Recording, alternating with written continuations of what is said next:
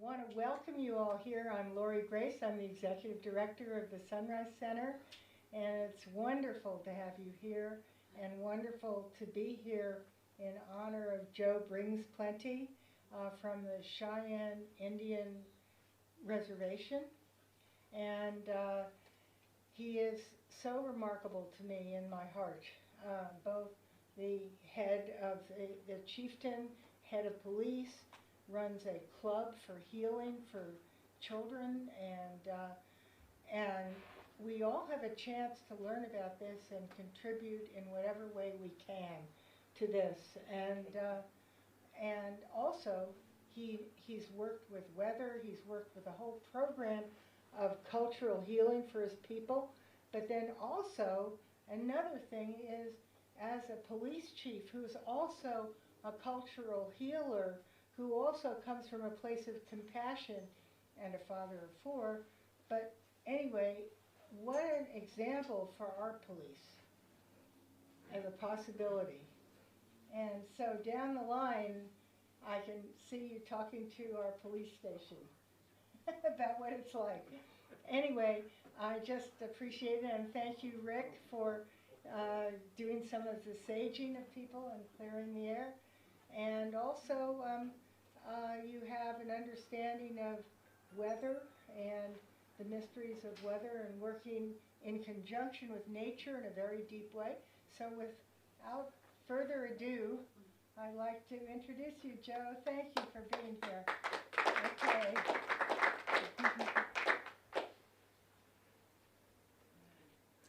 Thank you, Lori.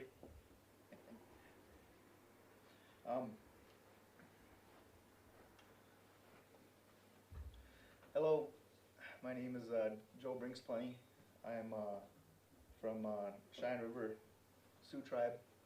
I'm Oglala and Minihoju Lakota from the Grand Savannah, Great Plains area, South Dakota. It's really an honor and privilege to be able to be here.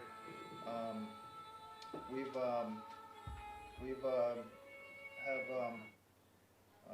been talking about trying to come out. We've managed to secure some this weekend and sometime this weekend to be able to come out and be able to speak to people here.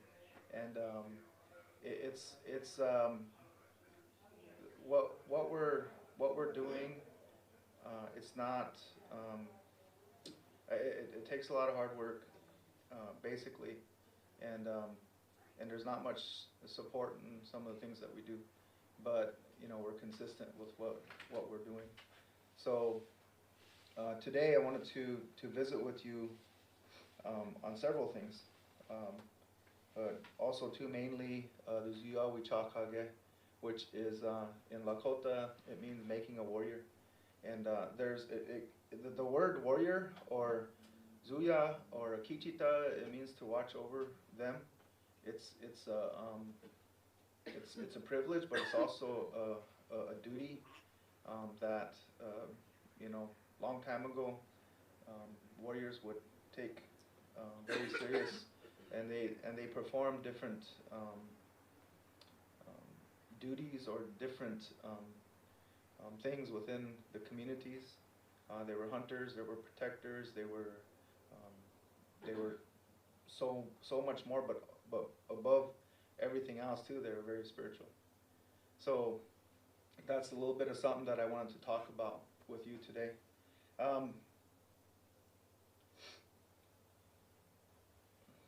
How Otau Imachi Apo.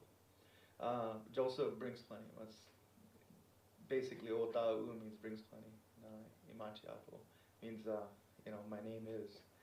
I'm a Minikoju na Lakota. I'm from the Cheyenne River Sioux Tribe Reservation, Ugabit, South Dakota.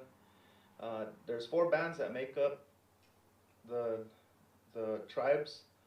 There's 7 council flyers of the Lakota, and these are the 4 bands that make up 4 of the 7.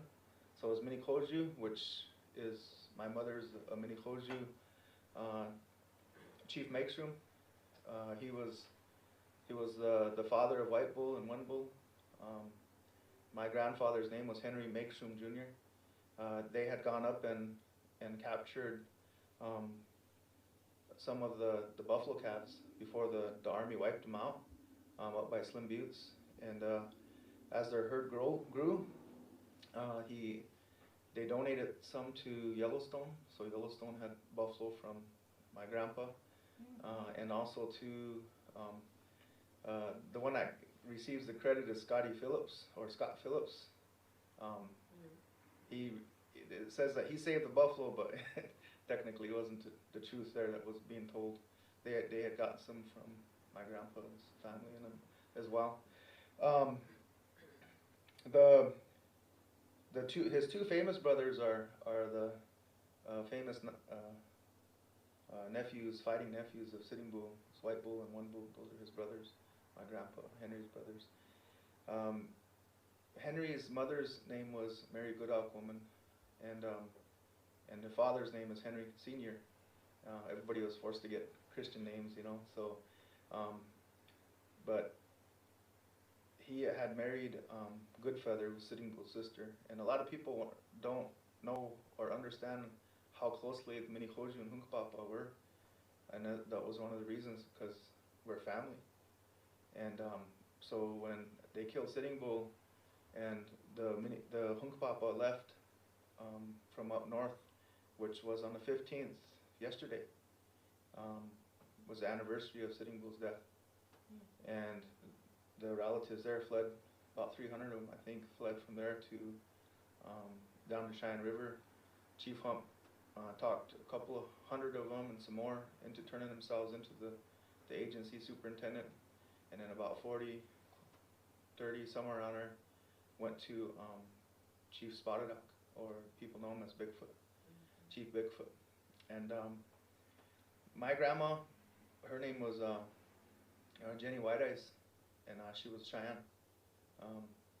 After Greasy Grass or the Little Bighorn battles, they went with Sitting Bull up to Canada, and some of them were being sent down on river barges, and that's how she came back down, and they ended up being in Cherry Creek, and that was up on Cheyenne River, and this was right before they killed, or some years before they killed Sitting Bull.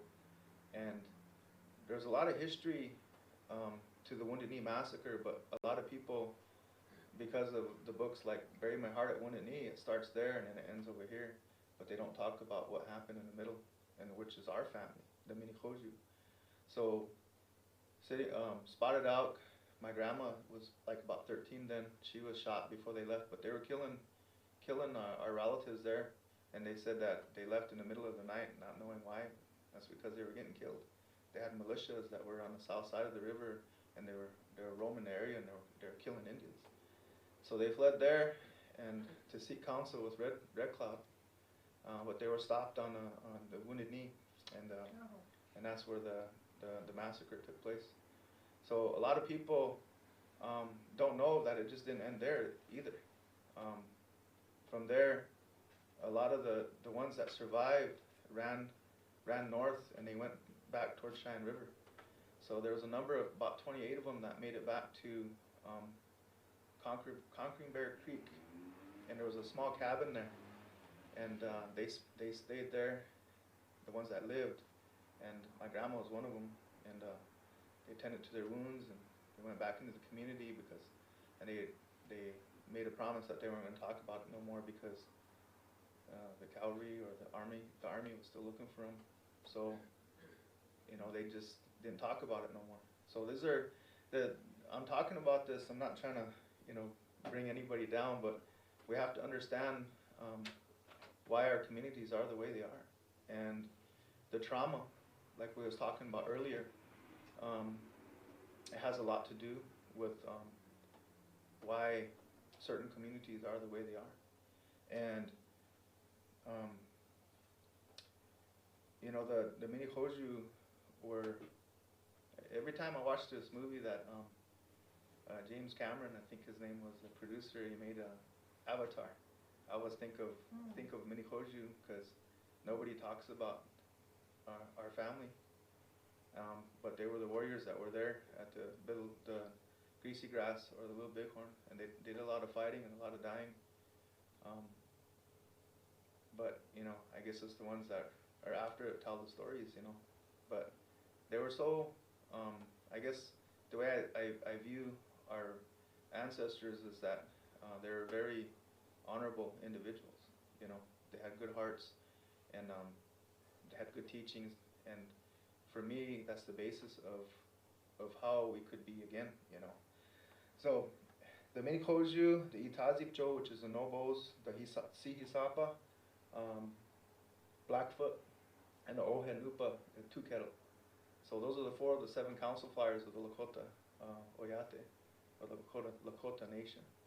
One is the Hunkpapa, the other one is the Oglala, and the other one is excuse me? No, those are Arikara up north. The 7th one is Sihisapa. No, somebody's gonna thrash me for this one.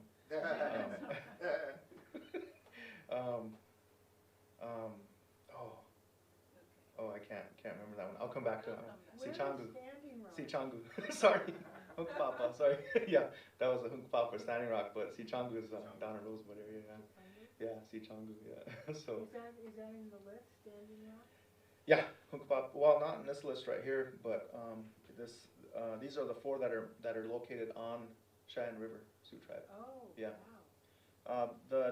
The Itazipjo, or the main ones, the populations, we wanted to do like a census. We wanted to take a census and find out which individuals came from which families, but majority is Minikoju and Itazipjo that are there. The Sihasapa and the Ohenupa went south, and they make up the Sichangu. So, because they were named Sichangu after they went through those burnt prairies, because they're burning the prairies. Anyhow, this is Cheyenne River is located in South Dakota. It's right south of Standing Rock, right adjacent to their reservation,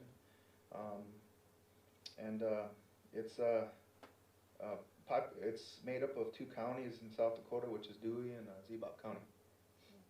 Just to give a direction of what some individuals, they might not know those regions there. Wakayaja is the sacred beings. Children are the center of our universe, the tree of life. This was floating around on the internet, and what it is it was a handbook from the Department of Interior, and for years they had our people under the War Department, and then they because we're prisoners of war, and they turned us over to the Department of Interior, because it doesn't look good, to be killing, yeah. So anyhow, they had this book. It was called Indian Babies and How to Keep Them Well. But it was deemed to be our relatives were deemed to be subhuman. That's the reason for this. And the reason why I'm saying or showing this, and I'm saying this, is because the children are the center of our universe, and if we don't pay attention to them, nobody else is gonna.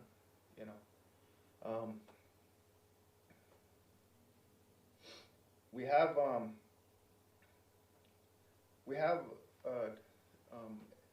everyone else that has a good idea on what to do or what we should do and to improve ourselves, but nobody ever asks us what we want. And there was a great teaching, great knowledge that existed during those times, and there was great values in Lakota that existed, and they took all of that away because you couldn't practice. You couldn't. My Unchi Elsie Uzesmany had said she made me my Sundance skirt.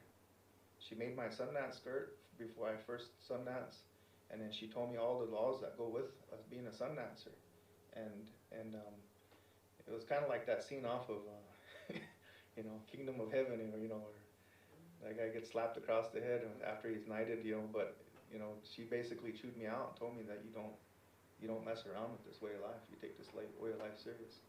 So I have, you know. And she gave me my Sundance skirt after 4 years. She said, burn it, and I did. I burned it. But she told me, she said, long time ago, our people were Wakan, which means sacred.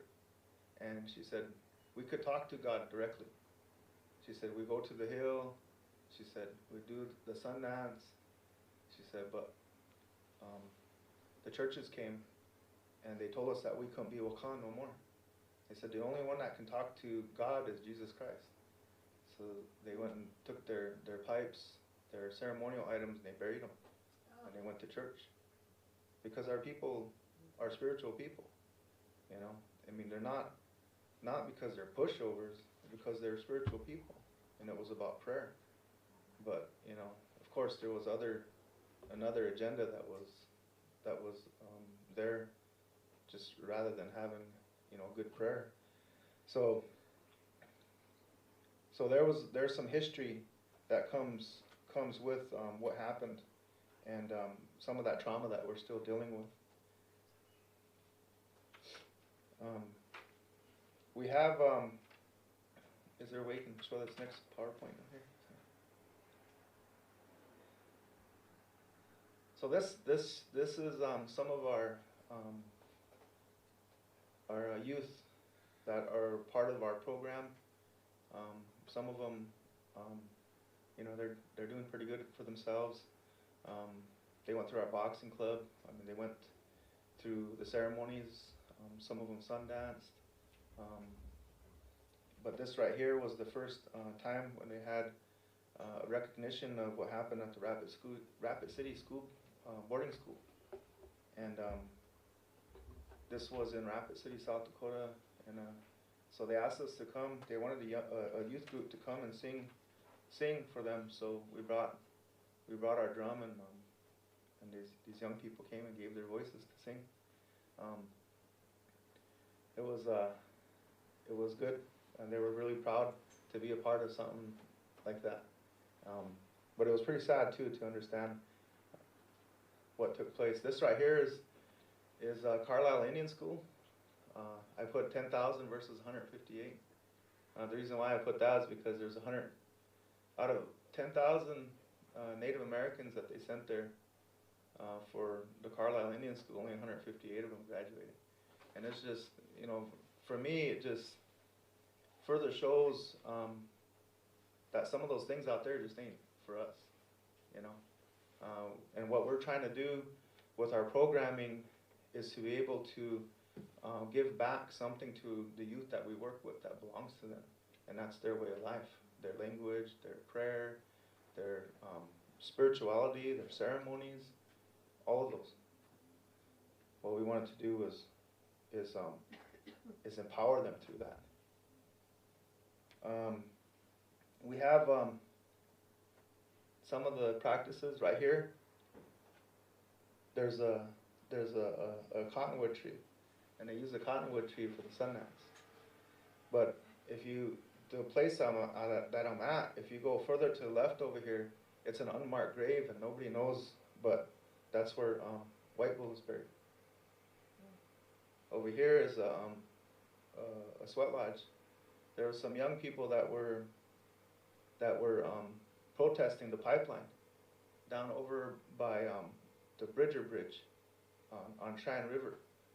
So we went and purchased some tarps for them, and we took them over there to them and helped them pray and, you know, do some other things. And over here is the Wounded Knee Survivors Run. After the massacre took place, people ran back, and they ran back up to Cheyenne River. My uncle Ben Alkigo said that for 2 years they found bodies along that path there. People were they either froze to death, or they starved, or they died from their gunshot wounds, or people found them and killed them. But we do this run every year to remember, you know, that there was a gift of life. So it's important for these young people to know that, you know, there are some hardships that we came from that, no matter what we're dealing with or disparities that we're facing, that we can always succeed if we try. And a lot of these young people, they live some really hard lives and really tough lives, but we're doing what we can, in the place that we're doing it from. It's we're doing it, showing them how to do it from being a sober individual. And on a reservation, I know it doesn't seem like it's a huge issue with addiction, but addiction is a killer. And right now, our age expectancy on Cheyenne River is age 35 because of the addiction and the health issues that we're facing because of it. So we're trying to teach these young ones how not to do that. Today, 2 days ago, a young man that sun dances with us, he was all happy. He told me, he said, 4 years, he said. I was like, 4 years what? He said, I've been sober for 4 years. And he's like 20, going to be 22. Been sober for 4 years, you know. And he's one of our sun dancers, and he's really strong. He's part of our program. He went and the kids, he went and picked them up because I was trying to work on my PowerPoint because my computer crashed. So I was scrambling to try to get some pictures, and I couldn't get those. You know, nothing was working for me. And he went and picked up all the kids. He drove the club van, went over to the next community, picked up all the kids, and then took them back to the boxing club. He worked them all out, and then he took them home. And by the time I got up there, he was already done. He took the initiative to do something. You know, he didn't ask nobody if he should. He just did it. You know, and for us, that's a part of building our network. You know, our support. What's his name? Colin Dubray. Yeah. You sun dance with him. Yeah. So, we have some success stories, and we have some. I don't want to say failures, but we have some people that are struggling, but we're still there for them. You know, and I think for an addict's world, I think knowing that they have that support means a lot more than anything else. You know, so I think it's important to know that, and ultimately, we started out just as a boxing program, and we've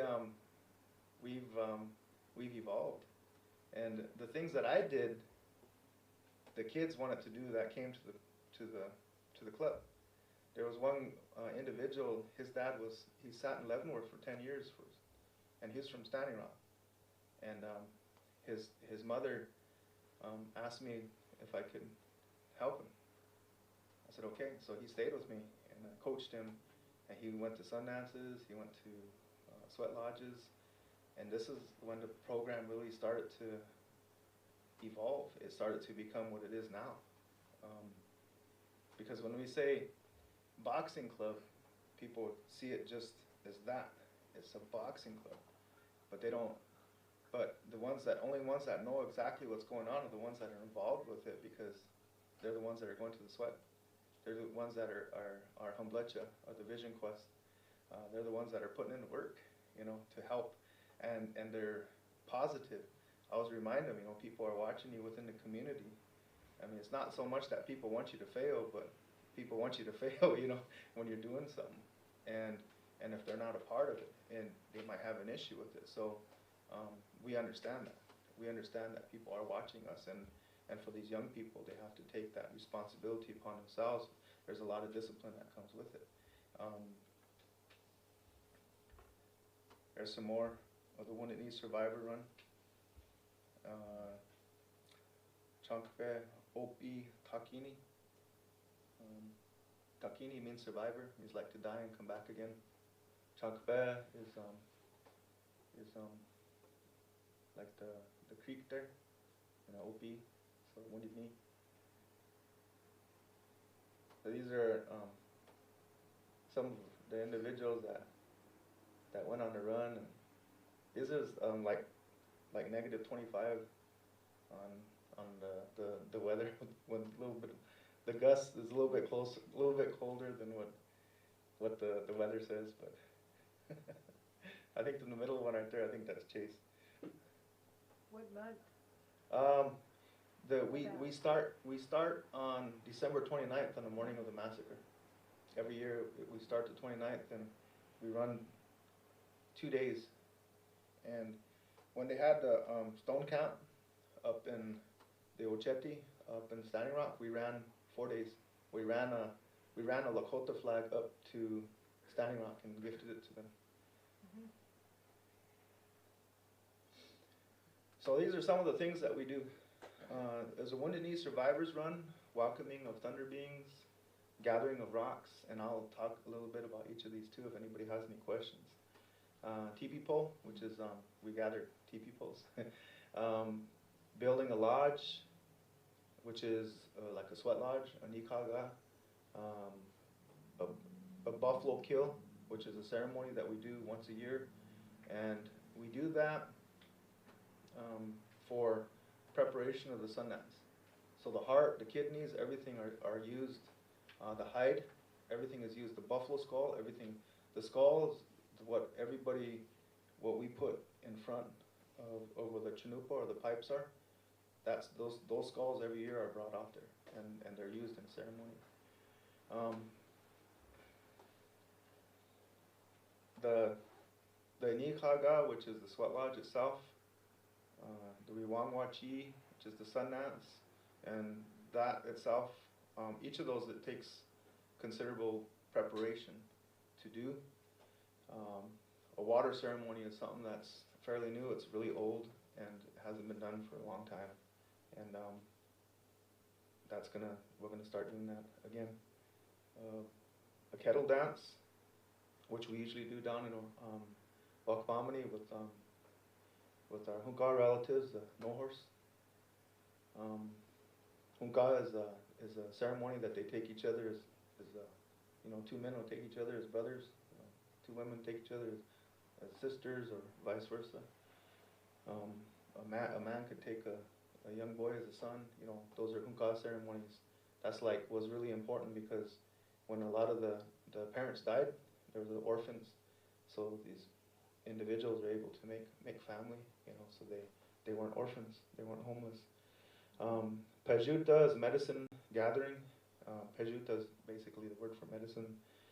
Honoring ceremony. And the Pajuta itself, it grows in different areas and different times of the year, so we're able to teach the children what to use, for different types of sicknesses. We use what's called a wolf medicine for COVID. We've used that to help people. Honoring ceremony, it's basically they'll go and they'll be asked to sing songs for people, and you've seen that when they're carrying a drum. That was the ceremony. Of course, boxing. We have really strong girls too, because right underneath that you see MMIW. It's a Murdered Missing Indigenous Women. This actually is an event that was a couple years ago, or I can't remember if it was last year, but there was an event that they had up at Bear Butte, over by the Black Hills. This one right here that's singing, that's my daughter, Belle. Yeah, she's a champion boxer too, but she's like one of the biggest sweethearts you'll ever meet. She's really respectful and really very traditional. She leads our women sun dancers at our ceremony. She has a very beautiful voice, so they asked her to come sing everywhere. She made some earrings for somebody here. So, also too, making drums. It's really important to help the young ones learn how to make a drum, or teach them to make a drum.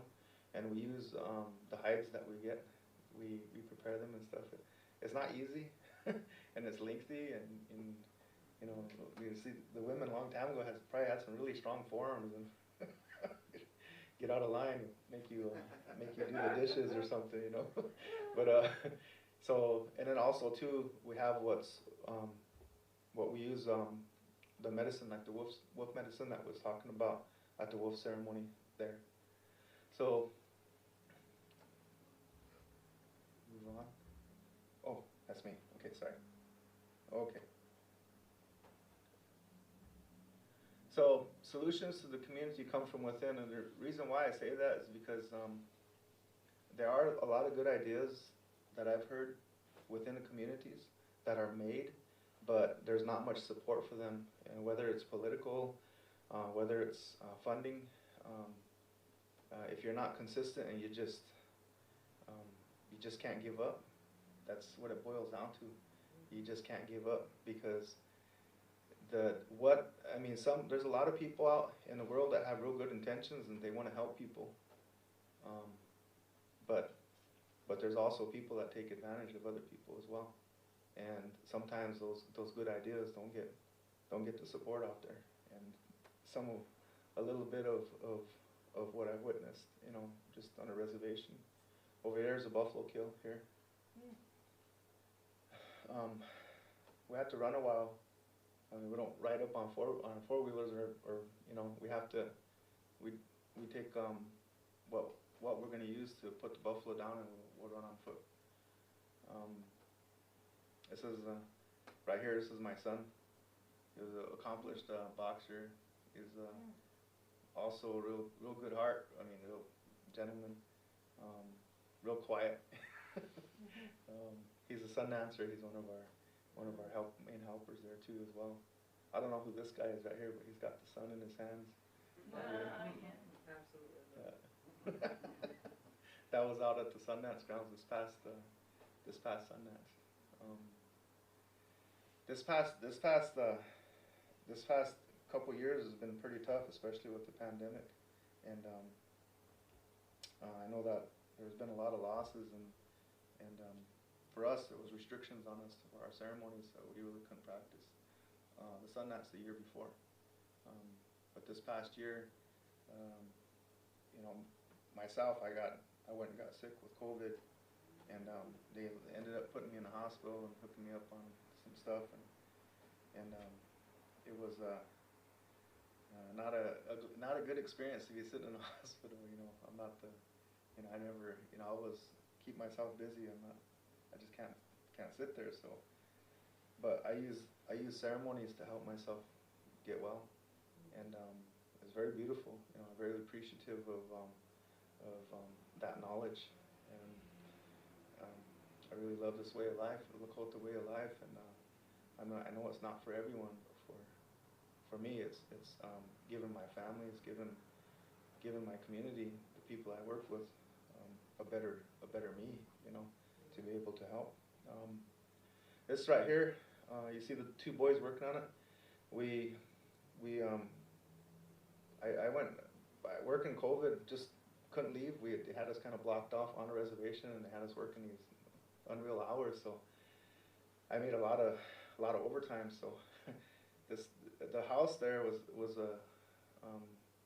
basically a trap house. It was just used. Across the street there was a dealer. Here, the people will go in there and they'll do drugs there.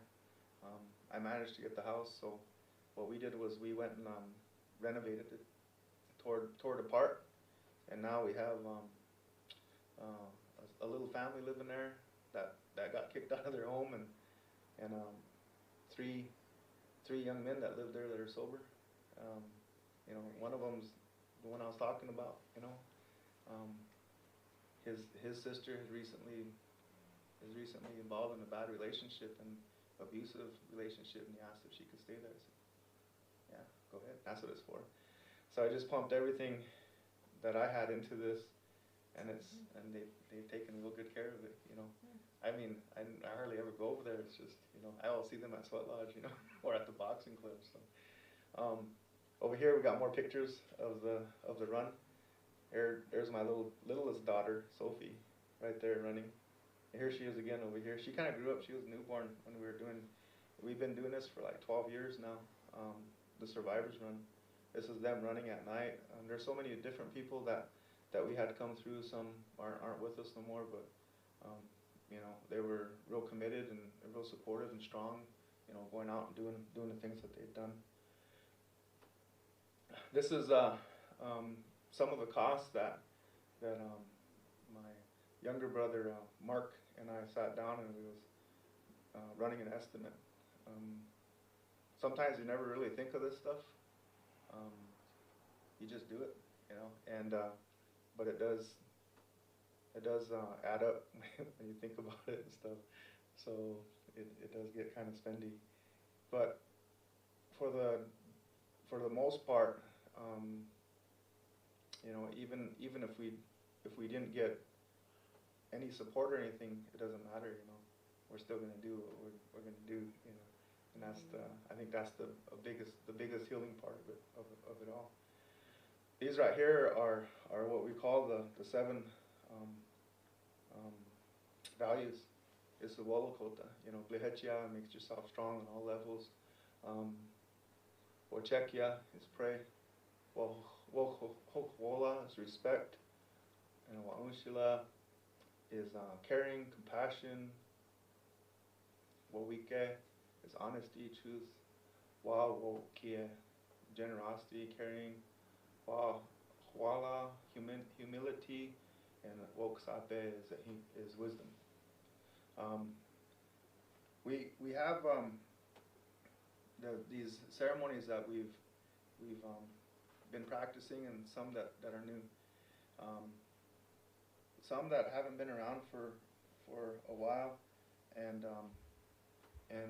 but they're coming back again to our young people through dreams, through visions, and it's up to us, you know. Like for me, to be able to help them because somebody helped me, so I'm able to do the same for them, to be able to give them something and the support. Ed, can we keep the slides more up there, because we can see Joe brings plenty here. Yeah, we can. It just makes the recording very static if we don't have his picture. Well, once in a while. I just feel like I need to Yeah, that's why I go look back and longer forth. at Okay. So being able to help them to help themselves, and also too with the younger ones that they'll be working with too when they get older. We have a little bit of what Lori was talking about, and talking about the weather. You know, it's we're all a part of this world, and for some reason or way down the line, you know, humanity has taken a left turn and has moved away from what's meant for us. And a big part of it is convenience. A big part of it is you know, having things at the touch of your finger. And I think, like, when you go sit on a hill for 4 days and 4 nights without food and water, I think it brings you back to reality. I think it reboots you to your connection with Unchimaka, or Grandmother Earth, with the relatives. Because there's a part of us that is there's senses that we have, you know, that can't be accounted for. And you know, they can do the numbers in science, and I mean, it's really up to a person if they want to believe it or not. But you know, through this way of life, I've seen things that are remarkable, and I've seen relatives that showed themselves that are very powerful. And I've learned to accept things, but to try, and to not give up, but to try. But there's some things in life that you know, I can't change, and I've accepted those things. And for me, I guess it's the, you know, I don't have answers to life, but I know what I'm doing, you know, and I know where I'm going, and I don't know about the rest of humanity, but I've given myself wholly 100% to this way of life, and I have no regrets. I asked for something because my son was sick, and they diagnosed him with cancer. And so I went to a ceremony, and I told him I'd do anything for him. And I told him I'd give my life for this way of life. and you don't have cancer. You know, those things happen in life, and you could say, well, it was a fluke. You know, it was, you know, the doctors must have messed up or something. You know, but I guess you can, you know, chalk it up to whatever. But for me, I've seen it one too many times to think that it's a fluke. You know, What happened to your son? he's that young man that you He's saw with the fine braids. now. Yeah, yeah, that strong young man that you saw with the braids. That's him. Wonderful. Yeah, yeah. We call him our songbook because he knows. We ask him to sing a song and he knows it because, you know, there's a lot of songs out there, a lot of songs for different purposes. You know, not just one for everything. You know, it's just, but he knows those songs. So it's, you know, like I say, you know, it's there's something of us that I think somewhere we've made a decision to willfully give it up, and when we talk about everything that surrounds us, even like the thunder beings, like we do the welcoming of the thunder beings. The thunder beings are, to us, are the warriors of the spirit world. They're the ones that will come and make things right. They're the ones that will, you know, they'll, if they want to, it's really up to them. We can ask them, and we can understand our place and pray. And to this way of life, there's different things that we do. There's different people that are gifted in certain ways. There's people that they call you weepy men that can tie up, that can have healing ceremonies and help people, that they talk to spirits. And there's others that are, you know, that are gifted in helping maybe with the Inikaga or the sweat lodge, and they can do that, or they can put people on a hill, or run a sun dance, or raise children. Those are gifts, you know. I mean, they're not, and especially a child. I think that's one of the most that right there is the most honorable gift that you could ever be entrusted with, to raise a child. Because they're the ones that will change the world. They're the ones that are going to make the future the way it is. You know, if we have issues now, if you look around, you know, with the pollution, or even the cruelty towards other human beings, or our four-legged relatives, you know, they're the ones that'll make those changes, because, you know, they're not born seeing black and white, you know, brown, you know, you say the Chungleshka colors, black, white, yellow, red. They're not seeing that, you know. They just see us for what we are, you know, everyone, spirits, you know. So for us, like, doing a sweat lodge is very powerful. If you do a sweat lodge, then it's not just like a sauna. It's not, you know. I mean, first of all, it's a lot hotter than a sauna, you know.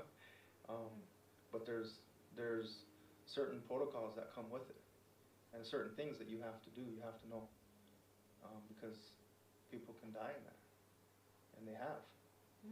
There were some people, I think up north here, they went out into the woods and gathered some different plants, and they went inside a lodge and they threw those plants on the rocks, and they closed the door and put water on it, and they cooked them. They went to sleep. What they put on there and put them to sleep, and they died. They cooked them. You have to have respect for it. You have to understand what it is. You know, for us, we don't pour water in a lodge unless we're sun dancers, unless you've gone through it, because then you're not there to punish people. Some people will take a fan and they'll just fan a person down. The only thing I ever learned about a fan was to smudge or fan yourself, nobody else. That's what it's for. Not to punish anyone, not to make them, to break them. You know, our way of life is about empowerment, to help heal people. And if they're going to have a hardship, that's going to be on them. You know, there's times when, you know, we have little hokshilas, you know, like 10 years old, 8, 9, come into the lodge, and the full-grown man sitting next to them struggling, and they're looking at him saying, "What's wrong with you?" You know, it's just their life. You know, they've accepted, you know, their life to be so little. You know, and that way of life is to bring it back. One thing is that we really helped, wanted to do too with our ceremonies is a lot of these youngsters, they go through trauma, abuse, and live in an addicted home, and so we use these ceremonies to help bring them back too, to wash them off and to continue with it. But the addiction is pretty powerful, so you know it's you know it really depends on the person, because the person is really going to have to try to, you know. The ceremony that we do, that's called the Wiwangwachi, is a sun dance, and I've heard it explained to as a woman ceremony, or honoring of woman, because a woman goes through a pain that a man can't feel. So a man will go through a pain that a woman can't feel there. So there's a balance in that. So I've heard it explained that way, and I can understand it, you know, how that could be, because we're not life givers. Life givers is like something that's very sacred. A woman is a life giver, and us men can't do that, but a woman can. And the women too are the dreamers. They bring the medicines. They bring those to our circles. And I think the Europeans kind of, you know, they put the women in the back seat, you know, and they have to go through the women's rights and everything here. And before you know, the Mayflower came over here, you know, our people lived that way. You know, women were leaders. You know, they were shot callers. They were healers. They were all those things. And then it was just one big step back. You know, and that's a part of it too. As a man, to be able to accept that role, because for us, they really did everything to demoralize the woman. Because then they said, oh, you take these horses over there and trade it for that woman. There was never no trading. You weren't buying somebody. I think you can buy a horse for like $50 nowadays. You know, so this girl over here is worth $50. And so it wasn't about that, you know. I mean, I'm a father. I'm not going to have somebody, you know, come over and, you know, buy my daughter. You know, we're going to have a fight. Long time ago, when the diseases hit, the first orphanages were the societies, the warrior societies. Okola Akichie, Zuya, Shinkamai to Tonko, Zuya, Okola Akichie is a wolf warrior society, we call ourselves. We're a circle within. So our society, it brought in young men that were orphans, didn't have fathers or mothers, nobody to take care of them. So we raised them. The young girls, they went to the homes, and the aunties and the grandmas and the older sisters, they raised them there at their home with their husband. So when the foreigner came in to the village and saw this one man with all of these young girls, and right away in his perverted mind, he said, that man has rights to those women, which he didn't. He was a good man raising those women. There was just an idea that was put out there that, and still today, you know, look at the MMIW. That's real. There's Indian women disappearing all the time, and nobody seems to care. Nobody. So that's something traumatic, and it still exists within our nation. And so when this happens, I've heard about this before, because that white woman got a lot more media attention. Yeah. And what have you noticed within your own reservation? Are there certain kinds of women who disappear more than others, or do you think it's white men stealing them, or are they found dead, or what? You know? Well, there's over 83% of the assaults that occur with Native women are non-Indian men that are assaulting them. So it's, you know, unfortunately, I think think, you know, it's an idea that's been painted across the world to look at Native women that way, as vulnerable, as victims, as, you know, as far as a predator would be, you know, to see an individual that way, and the children, you know. A rape culture is not something that our nations were about, and now it seems to be a rape culture. And I say that because I work as a prison liaison, and so I go to the prisons and I pour water and pray with the individuals there. Well, there's some things that I've learned. One thing that I've learned there is that when an Indian man comes in, they're just automatically assumed that they're in for sexual charges, like a child molester or something. Automatically. No, I mean, they could be in there for any other charge, but automatically they have that. The other inmates have that view of them. So it's on that person to prove to them that they're not, if they're not in there for those charges. That's how bad it is. So I mean, the people say, okay, well, you're free to practice or learn your language or pray in your way of life or your spirituality or your religion, and now you can change and be whatever you want. You don't have to live that kind of life, but they don't understand too, it took a lot to get to that point. There was billions and billions of dollars spent destroying a language and a culture and a tradition and our people. And also too, to make ourselves look at ourselves that we're not good people, because that was there even in my generations, to look at ourselves that there was something wrong with us. So the belief was instilled in us, and it was carried. Well, we're doing the opposite now. We're breaking free from that, and through this here programs and what we're doing in our ceremonies is helping these youth understand who they are, and these ones are going to bring pejuta to us that we're going to need, because there's other things coming our way, you know.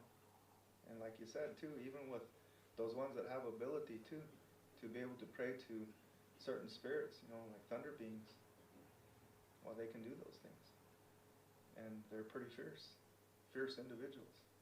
They may be little children, but they're fierce, and they're our future. So, you know, we have a long road ahead of us, and I'm gonna be doing this stuff till I'm dead. Just basically, that's it. I'm gonna be doing what I'm doing until I die, and as much as I can. And this is the only way that I know how, you know. And the more that I'm part of it, the more I learn. You know, I feel that we're blessed. But we just got to keep working hard. You know, we got good people around us. You know, and I'm really happy about that. You know, like I said before, real privilege and honor to be here, to be able to speak to all of you. You know, to talk a little bit about something that we've done. I can take some questions too from anyone if they have any.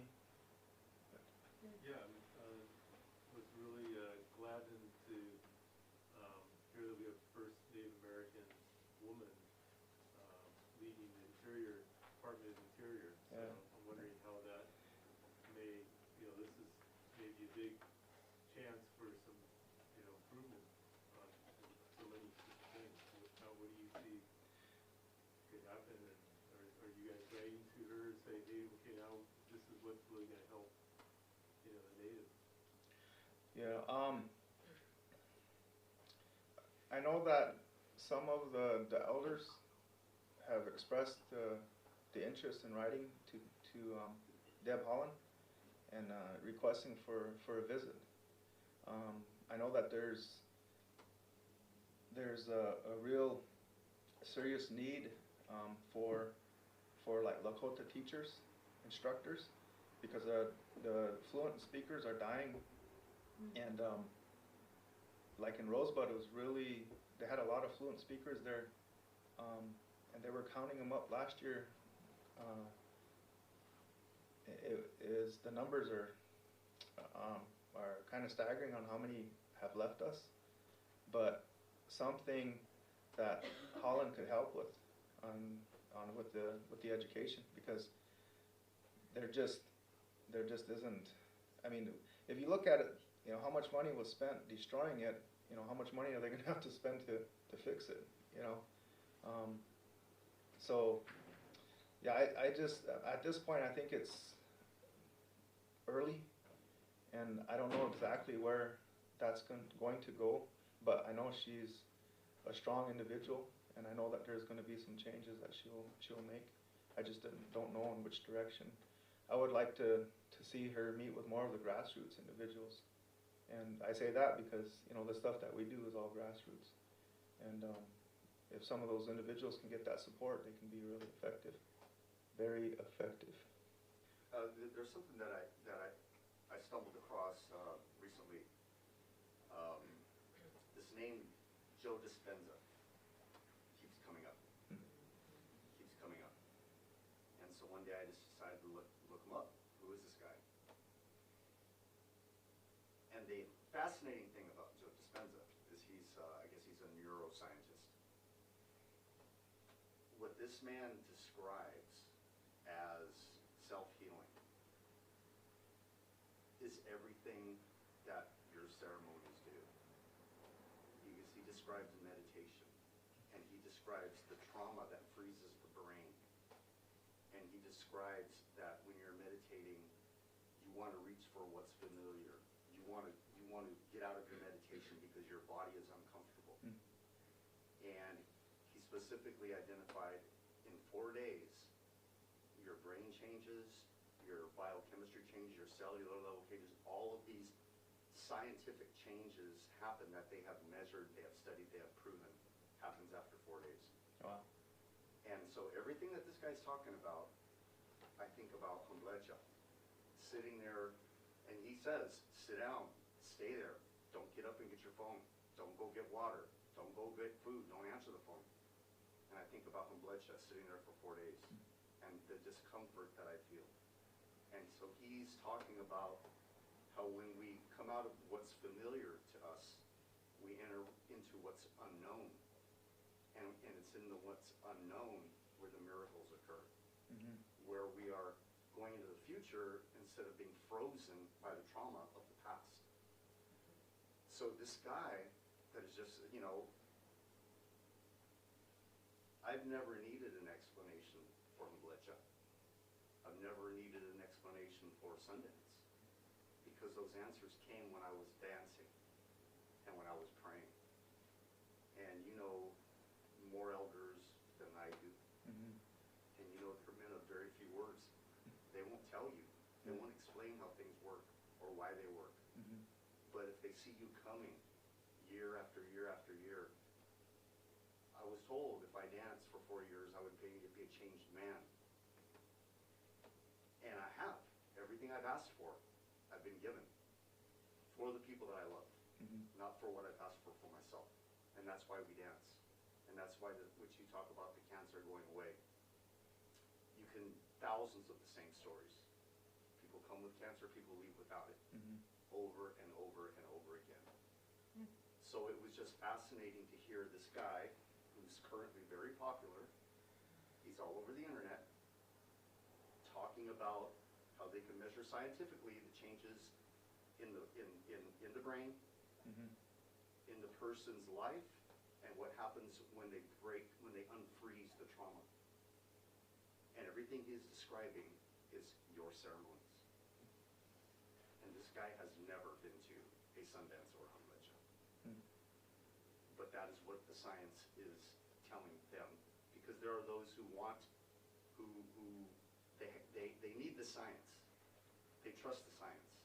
But the science is so far behind. It's the same thing as when, you know, people ask, how did they build the pyramids? How did these civilizations do what they did thousands of years ago? How could they have done it? How is it that the Lakota know? They know because they, as you said, they didn't go to church and talk about God. They spoke to God. Yeah. And that's where the information comes from. Yeah. So I just wanted to throw that name out there, because there are people that are sitting here who are familiar with that name. And they're familiar with that name, but they're not familiar with Sundance or Humblecha. So maybe that'll bring a bridge of understanding. They can say, oh, now a point of reference. Mhm. Now I understand what it means to Sundance, or what it means to be on Humblecha, what it means to go without things that your mind has programmed that you need to survive. Your cell phone. Oh. I just wanted to add that further. Yeah. Yeah. That's it. Understood. Thank you. I was wondering what the population is of your community and how many women and or girls out of that immediate population have disappeared. Just about, okay, so I would say maybe about 8,000 members that live on the reservation right now, and maybe another 18, 19 that live off of it. There's just about every family has a family member like we do, like my father's sister, younger sister, disappeared in the 80s, and we never found her. But every family on the reservation has been affected in that way. So it adds up after a while. Yeah. Yeah, I've heard that you know, these predators are actually driving around, you know, basically looking for who they're gonna grab. And then when you make a report, then they say, well, she might have just run away. Yeah. So they're not putting a lot of effort in. Yeah. It's tough with like you have the populations that they're going to target too are the ones that are on the streets. Right. Yep. And The ones affected by yeah, addiction the ones that are affected, and so it's easier for them to take them. Right. I mean, because there's not like a lot. I mean, when you hear MMIW, you would think that, you know, somebody's barging in a home and taking, you know, that was when the BIA was, you know, taking kids to school and stuff, and, you know, off to the church and stuff. But, you know, now it's these young people, not just women too, but young boys too, that are putting themselves in these dangerous situations, and because of the addiction.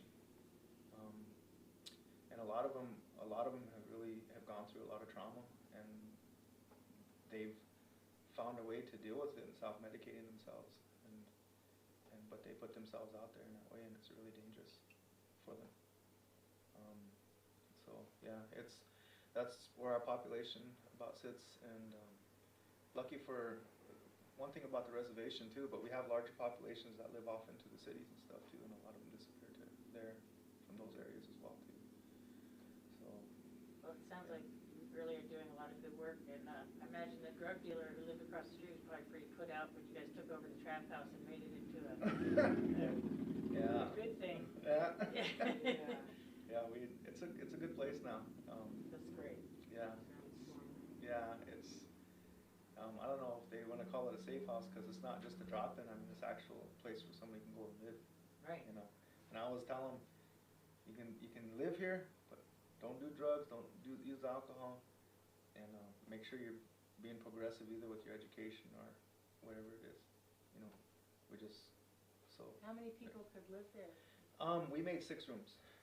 6 rooms? Yeah, 6 rooms. It's a little small hut house, you know, but we made. And we made 6 rooms. how long do they get to stay there before they move on? No end. As long as they want. I mean, Uh-huh. just, you know, I'm not gonna, because All the this. rooms are filled, right? Yep. now, right? Yeah. Would you like to talk about that in context of the budget you're trying to raise funds for, that there's some? Oh yeah, we already built it and renovated it, and another requirement is for them is to pay the bills. Which bills? It's my house, but they got to pay the bills to Yeah. live there. The Yeah, water and they the pay their gas and water. the Yeah, the utilities, their Okay. food. Yeah, And they. what are they like? There's a woman, a man, There's children? a man, a woman, and they have a child, and then there's three young men that live there. 3 and Yeah, men, yeah. like 18, 20? Oh, young to me is young. I mean, any 30 and below. I mean, they're early 20s. Yeah, early 20s. Yeah. Well, that's what I thought. Yeah. Yeah. So it's they're living there living there now, and then I think another one's gonna, one of the guy's sisters actually gonna move in because she's been getting threatened, and, So How if much? there, Huh? well, so there's different things that, that are expensive, but what comes to my mind is there something that you would want that for this year that will be the cutting edge, that's the tip of the arrow, you know, for making a change even more? You did the building, you fixed the building. Do you want to see another person who's a teacher guide alongside you? Do you want to teach good food eating? Do you want to, what will be the cutting edge for you What's your this vision? year? this year would make my life Yeah. easier until next year. Yeah. I would, sounds I mean, simple. 2022. Okay, Yeah. I would like to get some treated poles and replace all our old poles at the Sundance grounds. That's what I would like to do. Is that the How many ceremonial poles site? is that? 186 poles. And how much will that cost? I have no idea. Okay, go there. About $2,300. Yeah, Oh, there you go. $2,300 bucks. Oh, that's easy. Okay, yeah, see, And that's what do all these for poles do? 186 I don't poles. understand. They're 12 footers, 12 footer treated posts. Yeah, this isn't slopes. And Yeah. They how hang. much did you buy the house for, the trap house? Like, how much was it? And how much did you have to put in to renovate it? I think that's- I put 15 grand into it, and then I purchased it for like 2,500, I think it was. Wow. Yeah. You'll blow everybody's mind here with that. 'cause Yeah, we're gonna get paid. well, they're trying to sell it for 500. It doesn't look like- Oh, yeah. Yeah. Yeah, So you Yeah. overbid. yeah. Exactly. Make sure you get it. That's a good one. Yeah. Yeah. Well, it was to help some elders because somebody was trying to sell it out from underneath them, so Oh. stopped it. Oh. Go ahead. Sorry. Well, he was like trying to say something, so I was like, yeah, Oh, go no, ahead. no, he gets going. Yeah, We yeah. gotta watch him over here, cause he's got a whole Yeah. commercial going That's what on. you use the purse for. So, exactly. Yeah, Let's yeah. Keep it over here. So the first thing I wanna say is I love you and I love Oh, your family. well, thank you, thank you. And thank you for bringing the truth. Oh. You are the first that I've heard speak it. I mean, I sat in council. I was raised with the Arapaho, the Apache, you know, the Navajo. You know, I trained with a Arapaho Ruby Sky who, you know, gave me the tools for the medicine wheel. Oh, okay. Medicine wheel keeper. Oh, nice. Okay. And she said, I'm gonna teach you how to stop crying, Oh. because I was a child that was having suffering. Mhm. Yeah, so I know what that is. Yeah, yeah. And so I've carried that, I've done medicine wheel, it helps me, it helps others, you know. But for you to speak all the way to the family, to the back, to the edge, thank you so much, because Welcome. the truth can now carry forward, Yeah. and there's a clear space for everyone to just take it in. Yeah. So thank you so much. You're And welcome. I think more of that, you know, I know Mhm. that there's young adults, I work a lot with young adults, I work a lot in society and healing and working, and they're ready to hear your voice. Yeah. So it's good that you're here. I know Spirit brought you here. I'm so honored and grateful. Well, thank you. Yeah. Thank you. So, yeah, there's some things that I want to share about addiction because I've worked with, you know, addiction and mental health, you know, for over 40 years. A Wow. little bit retired, you know, so I'm in the back of the council room where I just say a few words, you know, as a friend. Yeah. But, yeah, so I can speak to you about that. Okay. That can be most helpful. Definitely appreciate that. Ideas for the women. Well, that'd be good. We have, like the program that we were talking about, the Ziawi Chakage, Yes. we had actually taken it to council and they approved of it.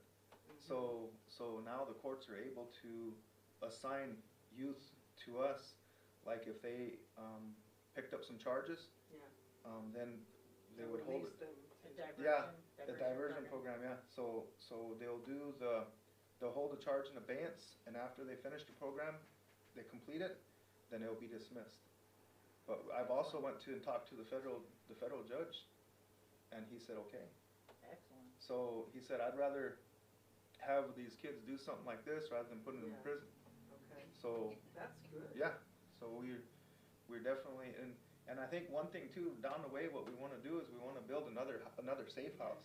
Yeah. Yeah, Right. cause, you know, it's, That's a miracle. yeah, and they're stronger together, you know, the more of them, they're stronger together to support each other, you know, in that way, So, so. I have a question, I worked a lot with the Hopi Nation, you Mhm. know, Titus before he passed, and doing sovereignty, and there was a lot of projects that we wanted to do, but we were always blocked in putting money into the res, Mm. because it is federally granted. Yeah. Yeah.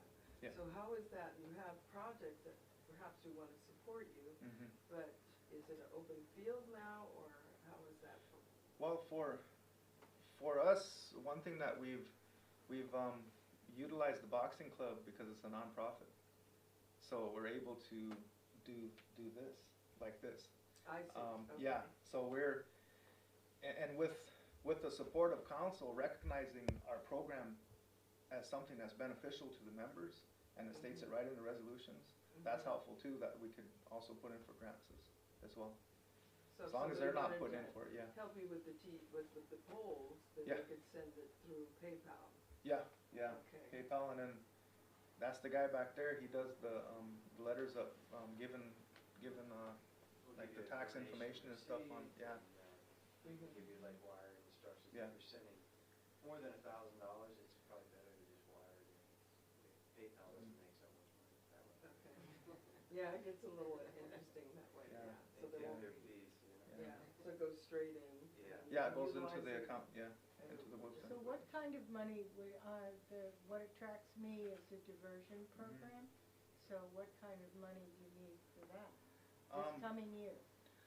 Well, basically the diversion, Because this is what you're always doing. yeah, So now you've got the judge giving you new people for Yeah. the diversion program. So if you were to come up with that amount, what would it be? realistically, I'd probably need like 2 full-time employees for that program. Right now, we utilize the space that we have, and, you know, they can, Do you set it have there. these people? Yeah, we can, so councils is interested in supporting our program, which is good. But So I've we- said, yeah, so what I've said to them was that, can you let us utilize the individuals that have gone through the program? Because these individuals understand it so much more. Good. Yeah, because I said if you put somebody in that program that don't know anything about it, and that's the problem with most programs, is that they don't have the heart for whatever it is that they're doing, and it kills that program. Right. So these individuals would be, hopefully 2 individuals we could select. So you have some right now? Yeah. And yeah. what kind of money would they need to work Give us with some you? numbers. Yeah, Um, That's what I'm what the hearing. numbers? See that guy back there? That's the guy right there. What is his Isn't the name? diversion Mark program, Rowland. isn't the state gonna pay the money state- for the the state- people that participate in the diversion program, so that would be sponsored by the state, basically? Yeah, well, We wouldn't have to they carry earmark those costs. an amount of funds, and you can collect a certain amount. I think it's set to, per person, but it's not a continuous thing. But they will kick in some funds to help with those individuals. So how much? So how much Give would us some you numbers. guys need? no Stop idea. being so nice I here. have no idea. I have no I mean, idea. this Well, I'm just sure this happened. guy knows, right? Yeah, This just happened, right? Like 2, 3 weeks ago, you Yeah. sat down with them Yeah. and approved this, so yeah. we'll look at the numbers. I mean, if we're lucky, the state's gonna provide all the money for that, then. They won't. you know, They won't provide all the They money. won't. No Nope. chance. So $2,000 for a counselor for 6 months or something? What? If it's,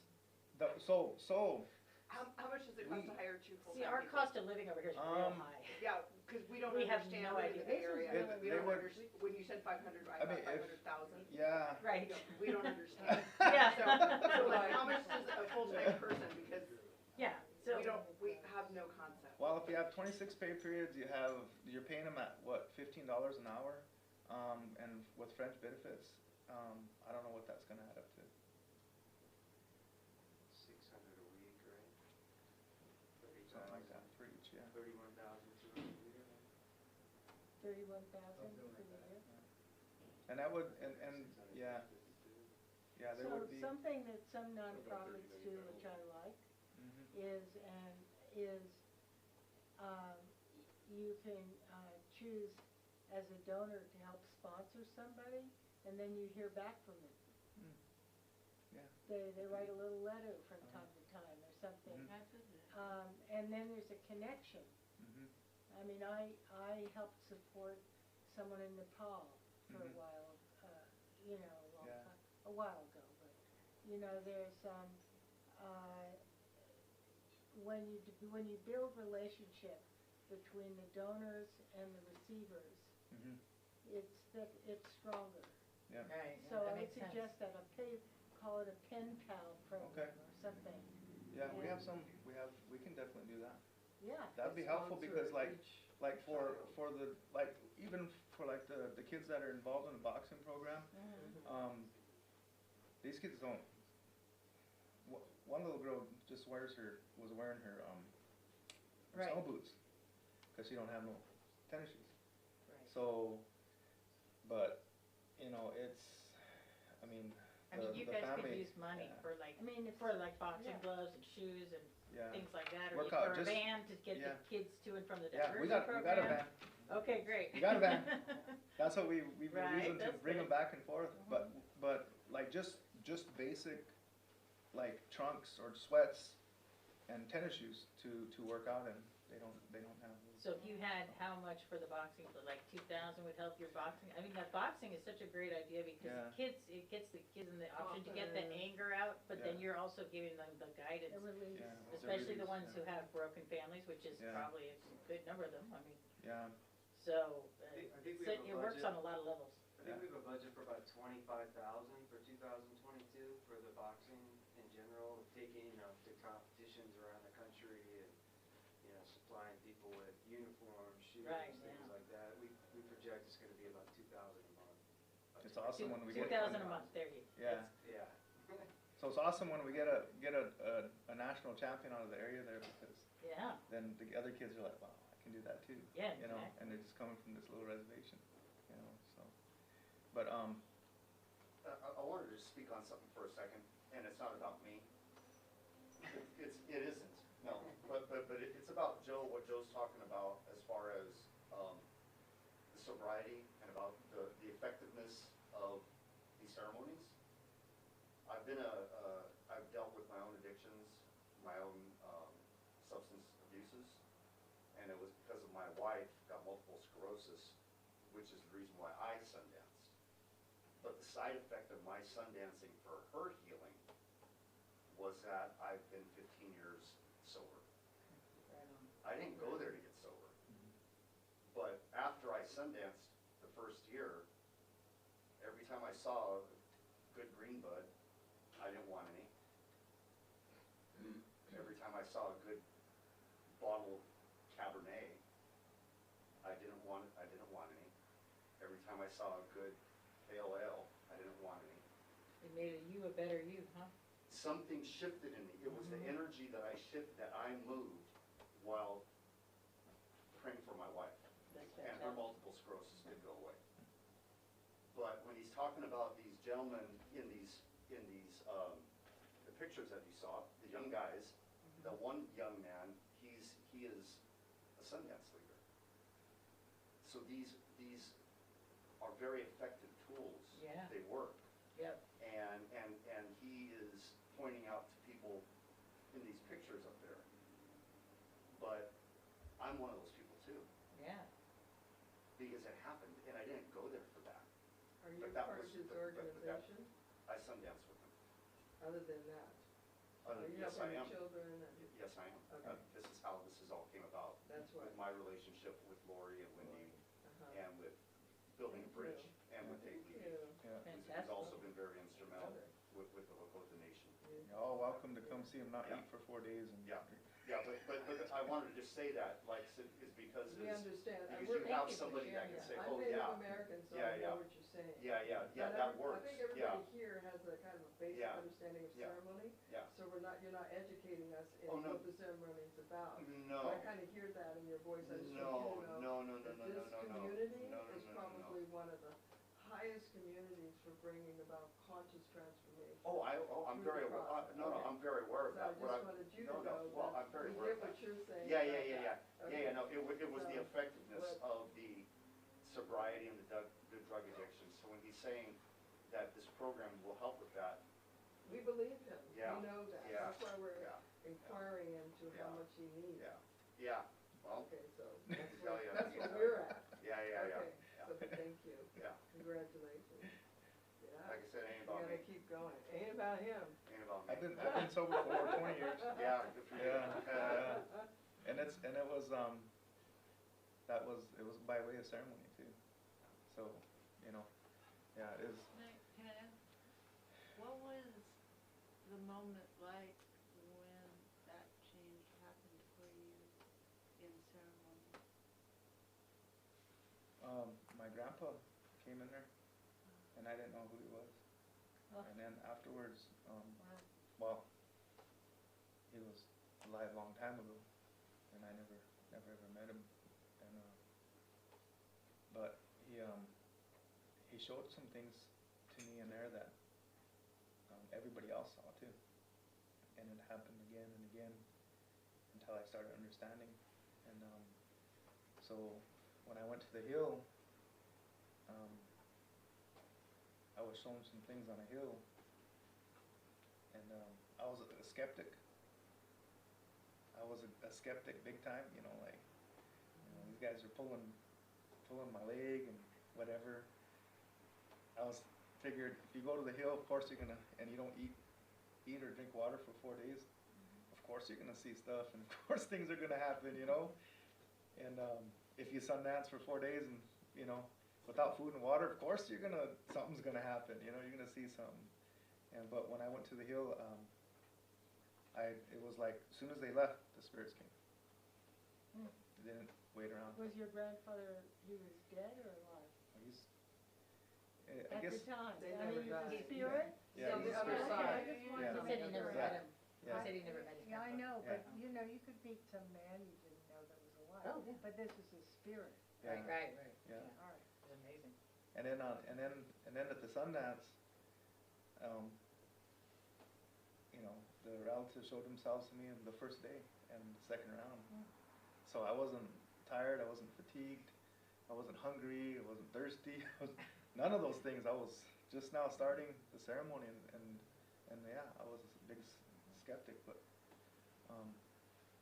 yeah, I believe, you know, it's just So that place inside just got filled, yeah, so you could pivot. yep, it happened. Yeah, it just One thing I'd like to ask is the ceremonies that you do to call forth the thunder dreamers. What kind of ceremony is that? Kettle Dance, They're, yeah. right there. They're singing and. Yeah. And then what happens, or? They're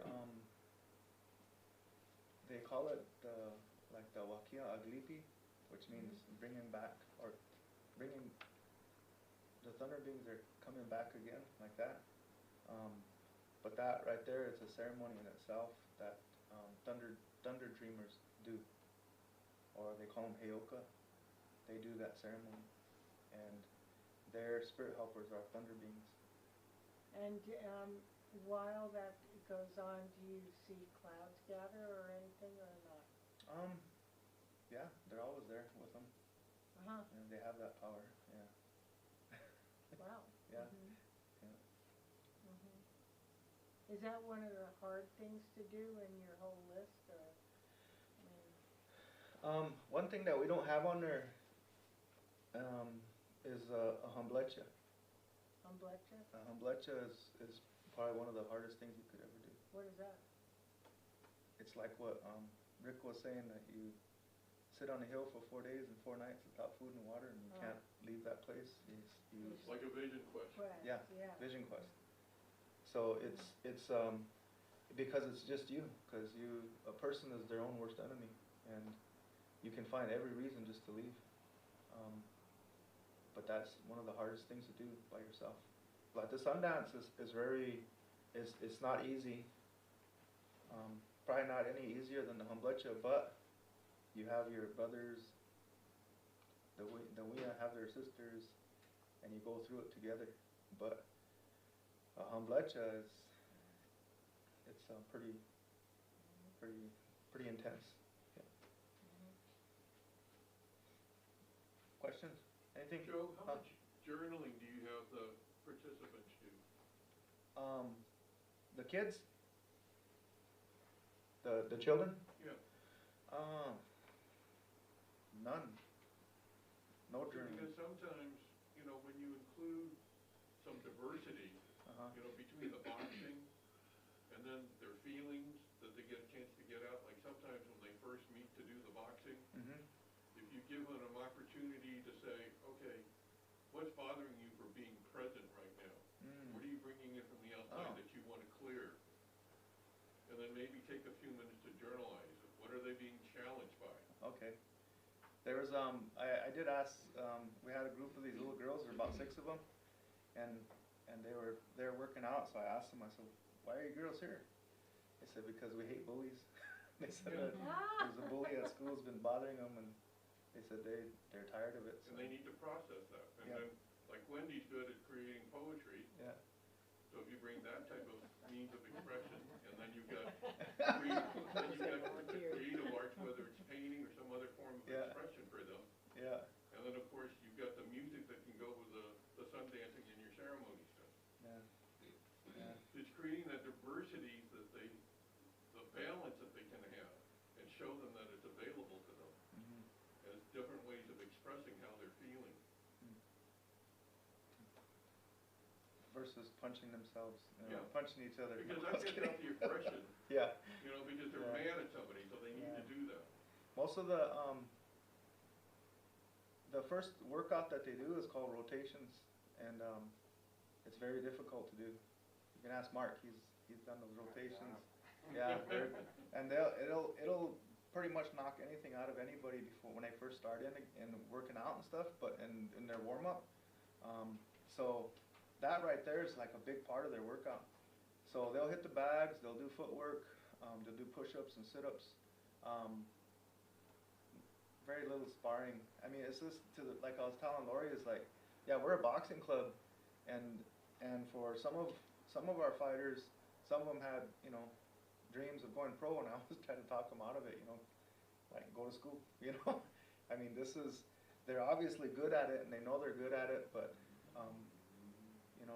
some of them had fought pro and they've done well for themselves, but they're married, they're educated, they're sober, they're some of our sun dancers, and so it's for our program, I mean, like the physical fitness part of it, the well-being is a big part of just blowing off that that negative energy, because it's still energy, Yeah. So It needs to be controlled. controlled and rechanneled, Yeah. and There's a term that they call, I think,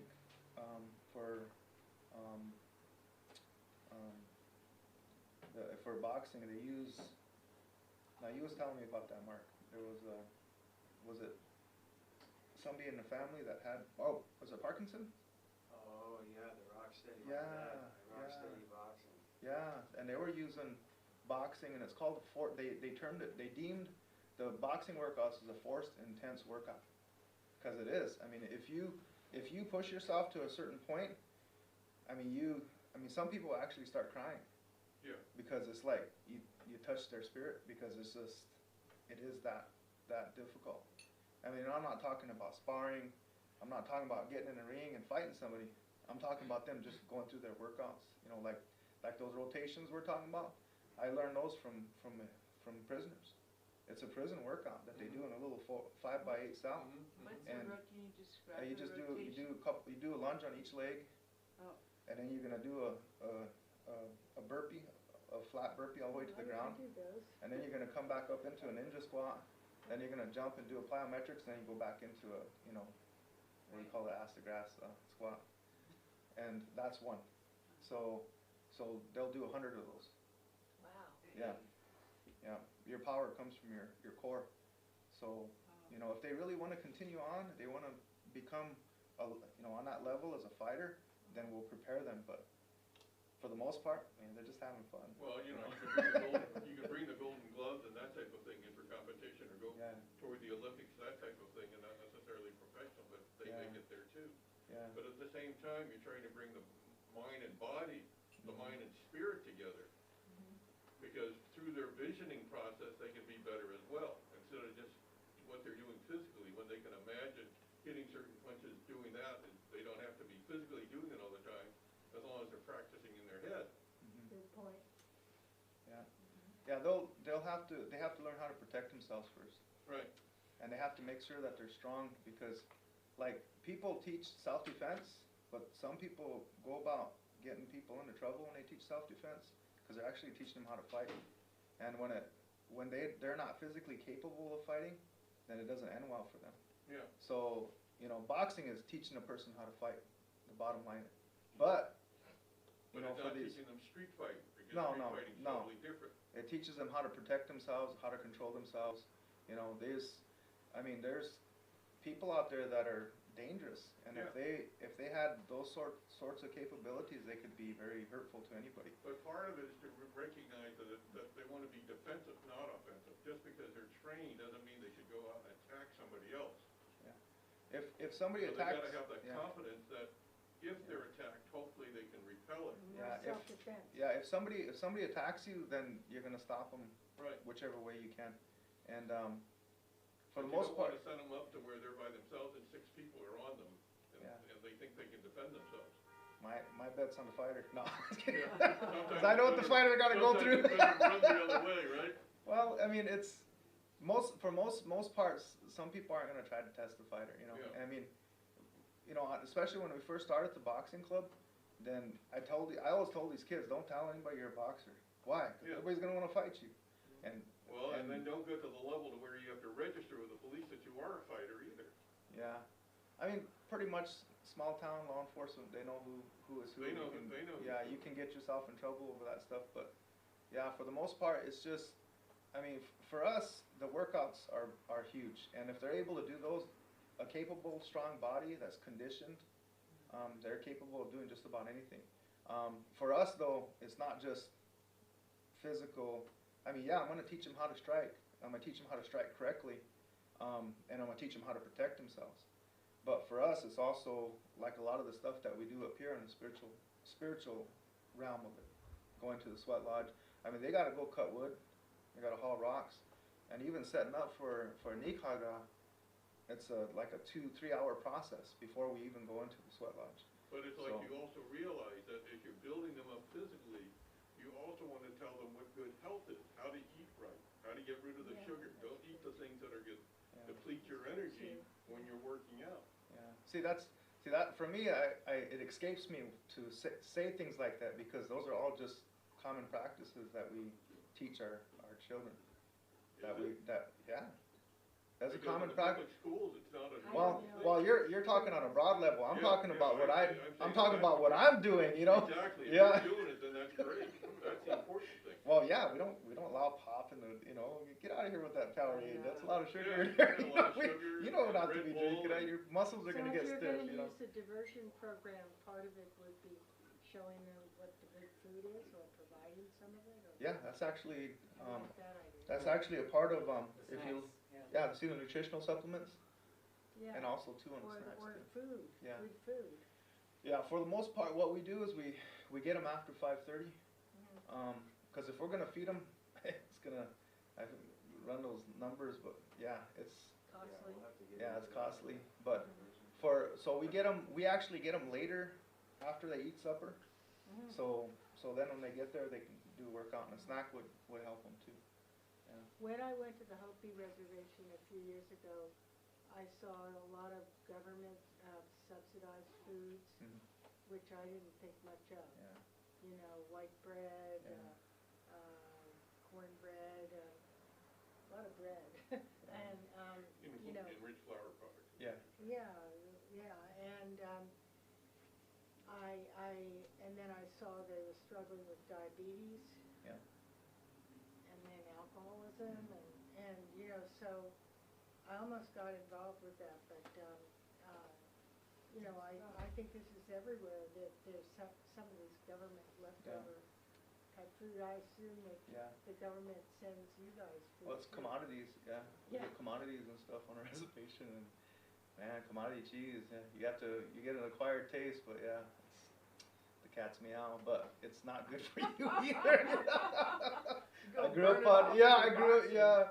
Well, I grew up on the a, government food coming through surplus when they're giving you all the pastas and Yeah. the stuff that isn't necessarily healthy. yeah, yeah, it's not, preservatives, I mean, just, yeah, it's loaded with it, it's bad, it's not good. Yeah, there, like, you know, what I said, the age expectancy of 35, you know, all of those are variables. Amazing, Yeah, 35, yeah. It's, So I have the ceremony Both. tomorrow, and I'll be leaving, so I just Uh-huh. want to leave you with this. okay, There is an upsurge of information and videos and documentaries for Native Americans. Oh. They have a channel on Xfinity, mhm, but there's a particular documentary, a series called Gathering, oh, and it specifically goes to different tribes and different places. uh-huh, And so I would encourage you, or the people who work with you, to get you in touch with the documentarist or the producer of that it's called series Gatherings. called Gathering. Gathering. It It's might on be The Netflix. Gathering. Oh, really? It's also on Netflix. They showed a beautiful woman, the grandmother, because you know some of the wisdom is going, right? Yeah, So she was standing on the plains of the desert, and she walked out and gathered the food, and she made a whole meal. So everybody could see, and she told the stories as she's cutting the Uh-huh. different leaves and how to gather it, when to gather it, you know, and the way of the tribe. And so I thought that was extraordinary. that And is, then another yeah. tribe that was doing buffalo, bringing the buffalo back, and they had done like a scientific study in the benefits of the buffalo, the meat, Yeah. and the milk, and the, you know, just all the different parts of the buffalo, that comparing it to what they were feeding people with beef and cows, and, you know, and doing an exceptional job for their family. They were like a legacy. You might even be connected to some of these families, I don't know. But anyway, so your project is extraordinary. It's strong. It feels like you're really there. Mhm. You know, I'd like to support you as I can. I mean, Oh, I'm yeah. not, you know, a millionaire like Yeah. I used to be, but Yeah. those things come and go, as you know. But certainly I will send people to you, but it's Okay. establishing a place where, you know, you could plug in. So if you did this, if you were able to be a part of the series, then that would give you some really national, world exposure. Or You know give, what I'm give one of saying? those And- kids and that national opportunities for- exposure. You want that For national more Yeah. exposure, donations. little Yeah. boxer babies. Yeah. Can you pull that budget slide back up, just so I could make it a little bit more clear to people, kinda like where we're at and Yeah. Yeah, what, that's a what we good could do? Can Okay. I walk up there? Yeah, go for Thank you. You want to take Alright. the spot here for a little bit? I don't have to take Oh, your sure. spot, I'll take your spot. I have But about it's, 10 you know, more minutes and then I got. yeah, well, I'll make it quick. We Yeah, no appreciate your, problem. you know, desire to help, so I just wanted to be clear on Yeah. kind of, where we are at with the numbers. So, if you put that back up, that'd be great. So, as Joe said, you know, we're primarily a self-supporting organization. He mentioned in his presentation, like, hey, if we don't get anything, this is all gonna happen. So, Yes. you know, the need for us, it's about $1,500 a month just to run the club, all the basics here, the utilities. Yeah. Club dues are paying for the coaches to join the boxing club. That's dues for about 10 children to sign up with the boxing federation so that they can go to competitions, snacks, gas, maintenance, all that's $1,500 a month. So we have enough money in our account right now. We have, as Joe said, the Wounded Knee Survivors Run's coming up. Yeah. That usually costs us about $5,000 to put people up in hotels, pay for the gas. So thanks to these lovely ladies here, we have enough money to support that, Yeah. pay for the dues in December. And then we're in need of all this. That's about $5,500 a month when you look at, we've got $50,000 there. So that's travel expenses, club traditional events. So like I said, for the boxing, to take 10 kids to 13 tournaments across the country, we're gonna spend about $25,000. That includes giving them a uniform. Right. The rest of those, we think we need about $5,000 to put into the Sundance grounds. We need to buy poles. We've got things with the cook shack. We just infrastructure-wise. Then we'd like to have another $5,000 just to support people to pay for the food, because this is all done by the community. So people travel from a long way to show up to these ceremonies. They dance. People like Rick, and then they pay their money to pay for the food to support the community, the people that show up. So it would be wonderful if we could raise that money and kind of take some of that burden off of the community, the people that are involved with the ceremony. So really, the best place to start for us, I love the questions about the diversion program. That just happened 2 weeks ago, so we need to get into those numbers to find out where the shortfall is going to be and what we're going to need for that particular one. But just for the club and everything that Joe's been talking about that we do, we could raise, you know. What's the name of your overall project? It's the. Okay. Say it. Oh, so Say like- I can't say it. I can't say right. it. Joe, can you spell it? Can you spell it for us, or spell it for me?